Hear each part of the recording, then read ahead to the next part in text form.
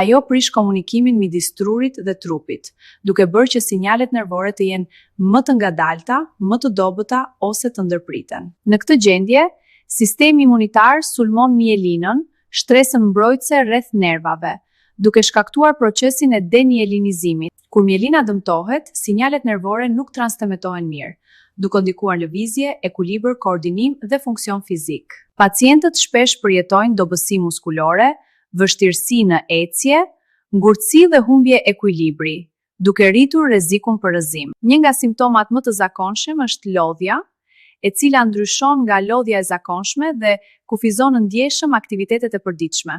Skleroza multiple nuk është e njëjtë për çdo pacient, dhe simptomat, si edhe përparimi i saj, mund të ndryshojnë me kalimin e kohës. Fizioterapia luan një rol kyç në përmirësimin e lëvizshmërisë, ekuilibrit dhe forcës, duke ndihmuar pacientët të ruajnë pavarësinë në jetën e përditshme.